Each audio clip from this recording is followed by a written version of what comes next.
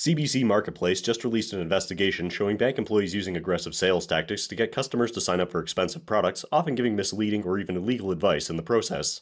But this is really nothing new. We've had laws in place for years to prevent this sort of behavior, but it's still rampant in the industry. What's going on, and what can we change to stop it? Meanwhile, real estate headlines say we're gearing up for a hot spring market. But what does the data actually say? That's right, folks, it's time for another Friday update with your old pal, Millennial Moron. I've got 5 stories for you today, but don't worry, some of them are pretty short, so you'll still have plenty of time to make it to the club or whatever. Also, if you're wondering why my voice is weird today, it's because I've been very sick, which is also why this video is late. Anyway, as usual, if you somehow find yourself enjoying these videos, make sure to like, subscribe, leave a comment, or whatever it is your horoscope told you to do this week. First up, the government has uncovered a suspected fraudulent billing scheme that was used by IT contractors. 3 cases between 2018 and 2022, totaling $5 million in allegedly fraudulent charges, are being described as a first wave of cases, with another 10 currently under investigation. The scheme involved IT subcontractors billing the same hours in a day to multiple government departments under different contracts, effectively being paid multiple times for the same work. Procurement Minister Jean-Yves Duclos said that the subcontractors took advantage of the fact that most of the invoicing was done on paper, making comparisons of data difficult. That's right, folks, our government's invoicing for IT procurement was done on paper. The Minister of Procurement said the cases have been referred to the RCMP and called the findings a troubling outcome. Personally, I think that's not harsh enough. I'd go as far as to call it a major boo-boo, or a big-time whoopsie-doodle. Next, StatCan released the inflation numbers for February, and just like last month, it's surprisingly good news this time. Inflation for February came in at 2.8% annually, beating the market's expectations of 3.1%. While major contributors to the drop included things like cell phone plans and internet services, there were other actual important things in the mix. Grocery inflation slowed to 2.4%, and shelter inflation slowed to 6.5%. They're both obviously still above the target of 2%, but they are at least moving in the right direction. More importantly, the Bank of Canada's core measures of inflation, which it uses to set monetary policy, were both down from last month as well. One interesting observation is that the contribution of mortgage interest cost has started to decelerate as fixed mortgage rates have been falling and the base effect of rising interest rates from a year ago starts to catch up to where rates are now. This is interesting to me because a lot of people were insisting that with mortgage interest being such a big component of headline inflation, we should exclude it from the calculations and assume we're already at the 2% inflation target and start cutting rates immediately. It's still a large component of inflation, but the impact is starting to fall, and it's probably going to continue falling pretty quickly because of the base effect. The Bank of Canada's last rate hike was in July of last year, so by the middle of this year, mortgage interest costs should more or less have flattened out on a year-over-year basis, or even fallen. So at that point, expect the real estate industry to abruptly stop talking about how we should be excluding mortgage interest costs from our inflation calculations. As far as rate cut indicators go, the 5-year bond yield fell by about 10 basis points after the news was announced, and the BAX market increased its rate cut expectations, now predicting a very slim chance of a half-point cut by June, or more realistically, high confidence in a quarter-point cut. All that said, the next Bank of Canada meeting is on April 10th before the next round of inflation data comes out, and with the US Fed expected to hold rates for the time being, the Bank of Canada will most likely follow suit. But we'll also get the new monetary policy report, so should have a better idea of what the bank is thinking going forward. Now, just something I want to note since it tends to come up in the comments every time, no, you haven't seen prices falling even though inflation is falling. That's because inflation is a rate of increase in prices year over year. Falling inflation doesn't mean prices are falling, it just means they're increasing less quickly. Unfortunately, that means even if we get back to the 2% inflation target, all the price increases from the past few years are already baked in. They'll just continue to increase at 2% per year going forward. Next, the Canadian Real Estate Association released the national housing stats for February, and it turns out that the benchmark price was more or less flat month over month, declining by only a few $100s. Also, sales decreased month over month while new listings increased. In the headline, they described this as sudden end to declines in advance of the spring market. Again, they've somehow gotten media organizations to go along with these headlines, with Global News publishing this article titled, "Slow February Sales Signal Things Are About to Pick Up." This is just me talking, but I always figured that slow sales were an indicator that things were slow. Anyway, year over year, prices in February were up by 0.8%, but as usual, this was well below the rate of inflation, so it represents a drop in real value. Also, as I've pointed out previously, after the big decline in 2022, there was a period of several months last year where prices were rising before starting to fall again. So, we're reaching a point where the 12-month trailing price is now going to be rising, which means that regardless of which way prices go for the next few months, the monthly change data is going to look stronger than the yearly data, so expect these news releases and headlines to flip to focusing on what's happening month over month rather than what's happening year over year. Next, financial planner Mark McGrath tipped me off to an interesting new financial product that's being made available to Canadians, a reverse mortgage credit card. I just want to be clear up front, this is not in any way a product placement or an endorsement of whatever the hell is going on here. I'm just talking about it. The ad says, "You have worked hard for your home equity." Now as a millennial, I'd just like to say, really? Is that really what happened? Is that what you think you did? Anyway, you've worked hard for your home equity, and now it's time for it to work for you. Tap into your home equity in a responsible, secure, and worry-free way. You know, as long as you're not worried that you might live long enough to, run out of home equity. Basically, this is a credit card that's linked to a reverse mortgage, which, as the name implies, is kind of the reverse of a regular mortgage. Instead of taking on a loan and gradually paying it off until you own the home free and clear, you take a home that you own outright or have built a significant amount of equity in and start borrowing money against it. Instead of making payments, the interest on the loan just gets added back onto the principal, so your home equity gets eroded faster and faster until you either sell or pass away.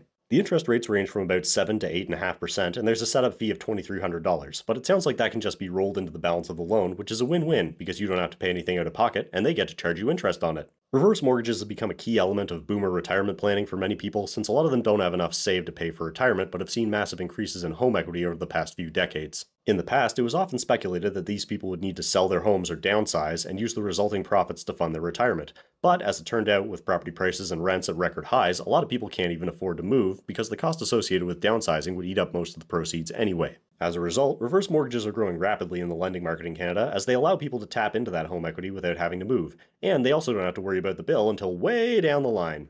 Look, I'm not saying this product can't possibly be useful to anyone, but I do see it as a symptom of the commodification and hyper-financialization of real estate. We're kind of reaching the latter stages of what happens when people treat the house they live in as an investment, and now that we've ended up in a situation where home prices and the cost of living are both through the roof, the helpful finance companies have stepped in to give you an easy way to spend your house on groceries, and charge you interest to do it. Isn't living in the future great? Anyway, here's the last story. CBC Marketplace recently released an investigation into financial advice being given by Canada's major banks, which revealed that much of the advice being given at banks isn't really in the best interest of customers, it's just meant to direct people into high-priced financial products that make the bank more money. This issue has been a thorn in my side for years and is something I've repeatedly tried to explain to friends. Listen up, you know who you are, pay attention. In general, the people you meet with at the bank are not financial planners being paid to make sure your investments grow as much as possible, they're just salespeople who work for the bank and are trying to get as much of your money for themselves as they can. If there's one fact that makes this incredibly obvious, it's that financial advisor is a regulated term in Canada and indicates that the person you're talking to has an actual fiduciary duty to their clients. However, the people who work at banks are generally financial advisors, spelled with an O, who are just salespeople with no responsibility to act in the customer's best interest. Like most sales reps, they earn bonuses and career advancement through selling more products, not by providing the best advice for a given customer. This leads to a lot of people being directed into high-priced, actively managed mutual funds through the bank, and Canada's mutual funds have some of the highest fees in the world. The unfortunate thing is, this is nothing new. In fact, back in 2014, CBC did exactly the same investigation with the same reporter, looking into this issue and finding many of the same problems. In the intervening years, despite the government taking some action on the behavior of banks and introducing a variety of consumer protection measures into the Bank Act, it looks like things have gotten worse, not better. So, what's going on?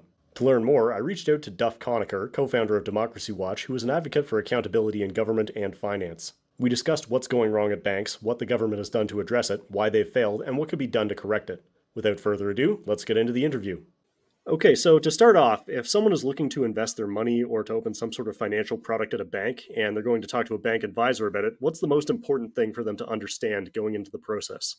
That it's very, very unlikely that that advisor has any expertise to give them good advice, that that advisor is paid to sell only the bank's products and actually to upsell them.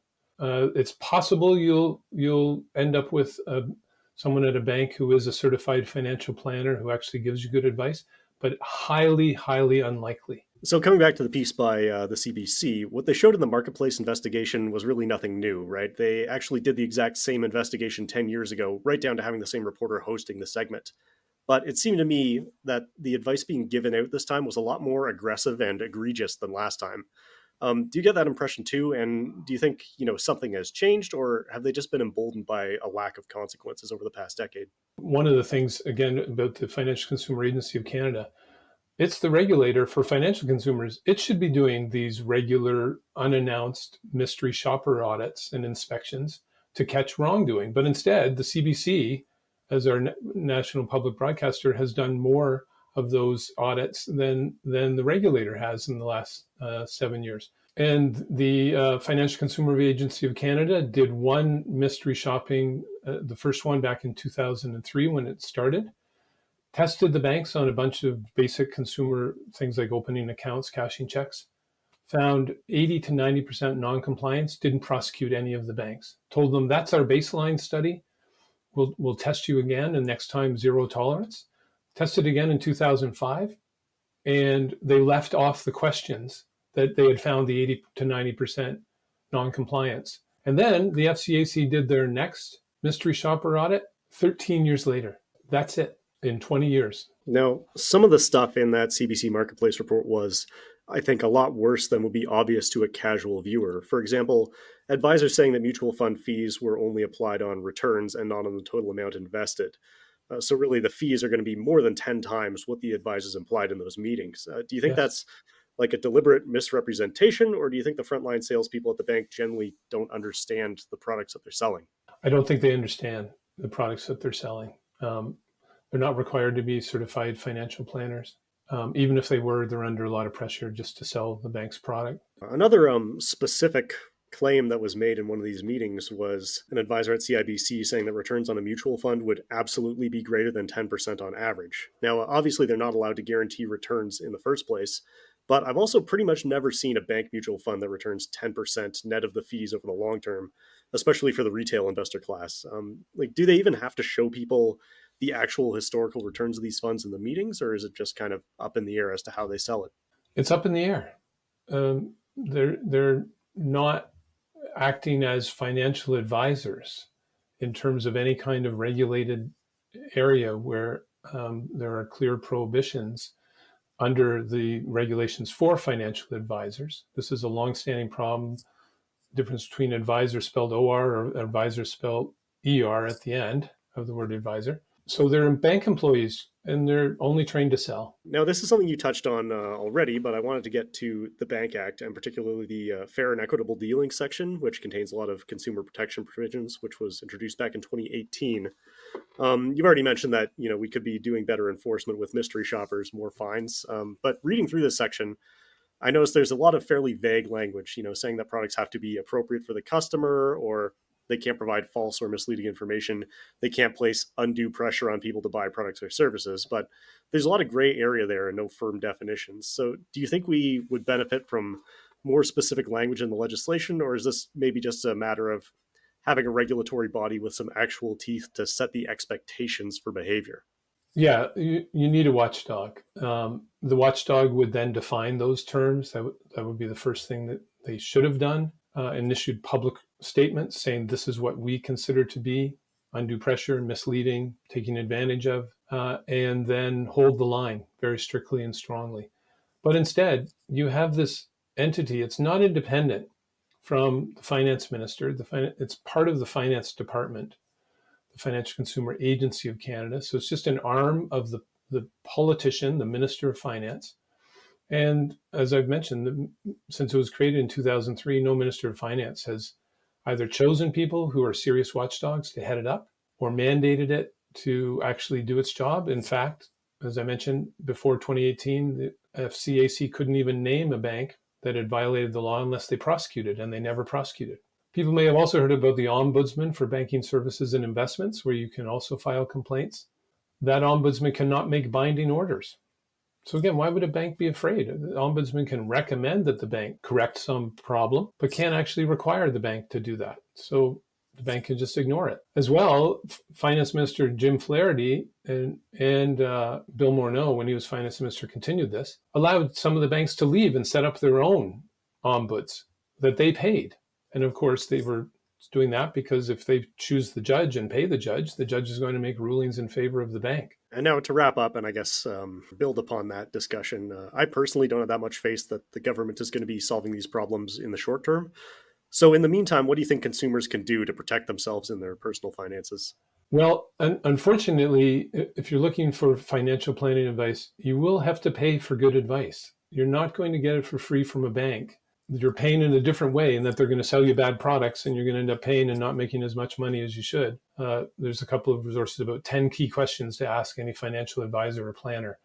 And those are really aimed at ensuring they're independent and expert and can actually give you good advice. One of the big questions to ask people is, if you're such a good financial planner, why are you still working? If you could make money for me at a really high rate, then why would you still be working? And then in terms of just basic banking services, people should check out credit unions. Credit unions, when you put money in, you're also become a shareholder. And so you have a vote for the board of directors of your credit union.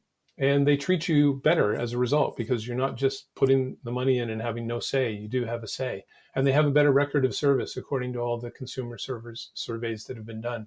That's the short version of the interview, but if you can't get enough of that wonderful Duff and you want to know more, I posted the full half-hour interview on my channel, so look for it there. To add my own personal opinion here, I think one of the best things you can do to protect yourself as a consumer is just to educate yourself on personal finance. We call it financial literacy, and I really do think it's analogous to actual literacy, as in reading and writing. Like the written word, money is everywhere and affects almost every aspect of our day-to-day life to the point that we take it for granted. However, unlike actual literacy, it's not considered a failing of society if someone reaches adulthood without a firm grasp of financial literacy. But the impacts are, in many ways, just as profound. If you didn't know how to read, you would have to trust someone else to do it for you, and it would be very easy for that person to mislead you. Likewise, if you don't understand how money works, you basically just have to take someone's word for it and trust that they have your best interest at heart and aren't trying to take something from you, like, for example, money. Basically, it's always best to learn and understand things for yourself and not be dazzled by fancy job titles or credentials that might not actually mean anything at all. Just a little advice from your old pal, Dr. MillennialMoron, PhD. Also, just a little extra note here, a lot of people mention my Canadian accent when I say things like house or about, and normally I don't hear the Canadian accent because I have Canada brain, but there's one part in the CBC story that really stuck out to me. And that sales job's nothing compared to what Melissa's about to hear. Okay, I heard it that time. I guess I understand. That's all for this week, so as always, thanks for watching and enjoy your weekend.